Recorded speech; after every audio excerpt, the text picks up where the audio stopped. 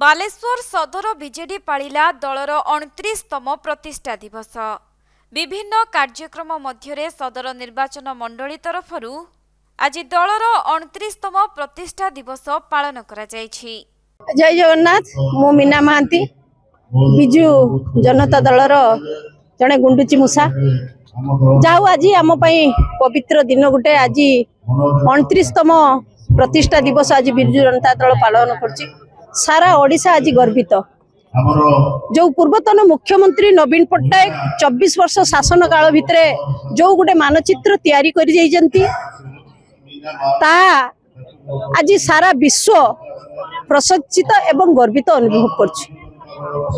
आम दलर नेतृवृंद पूर्वतन विधायक स्वरूप कुमार दास को नेतृत्व रे आज सकाळु पहरु आमे विभिन्न कार्यक्रम हाथ को नहीं दल प्रथमे माल्यार्पण तापरे सभार आयोजन एवं जो निस्वार्थपर भाव स्वर्गत बिजु बाबू जो स्वप्न देखी साकार कर सुपुत्र नवीन पट्टनायक एवं आमे समस्त कर्मी माने गुंडुची मूषा साजी सर्वदा लोकों सेवारे निज जीवन को उत्सर्ग करी प्राण नहींचु एवं चेष्टित मध्य सर्वदा रहीचु।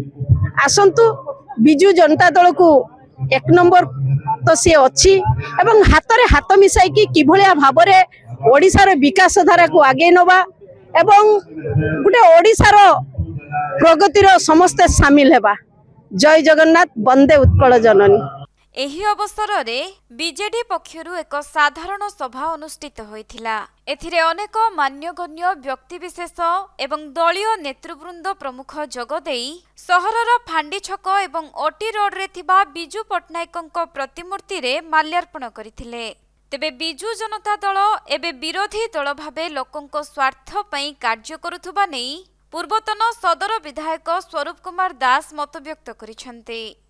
आज बालेश्वर बिजु जनता दल सदर निर्वाचन मंडली तरफ आज बिजु जनता दल 29तम प्रतिष्ठा दिवस पालन करा होउची।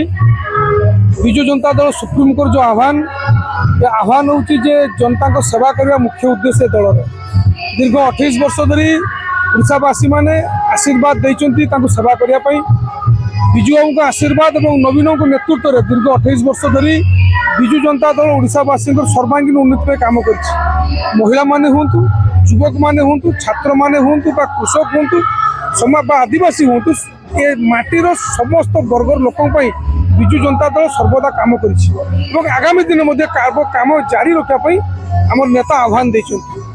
बिजु जनता दल एक रिजनल पार्टी हिसाब से तार आभिमुख्य स्पष्ट जे ओडावासी स्वार्थ हूँ सबुठ प्राधान्य और ओडावासी स्वार्थ आम सबकि ओडावासी मंगल आम सबकि आज 28 वर्ष सेवा जारी रखीलु। एवं आम विरोधी दल अच्छु दीर्घ 18 मास धरी भारतीय जनता पार्टी सरकार ओडिशा अच्छी ए सरकार रहा पर महिला मान प्रति जो अत्याचार बढ़ी छात्र एवं युवक मान अवहेलित होती आदिवासी मान अवहेलित होती चाषी मैंने अवहेलित होती बर्तमान गोटे सरकार संपूर्ण रूप विफल होती जनसाधारण को स्वर हिसाब से बिजु जनता दल तार कार्य जारी रखी दीर्घ 18 मास धरी ओडावासी मंगल आवाज भावी आम आज रास्ता को उल्लैचु आज दल सर्वोच्च नेता नवीन बाबू आह्वान देते सेवा समर्पण मनोभाव नहीं ए दल गठन होती दल यही मनोवृत्ति आधार आगु तार कार्य जारी रख। बालेश्वर प्रसंजित सेठी रिपोर्ट कोणार्क लाइव।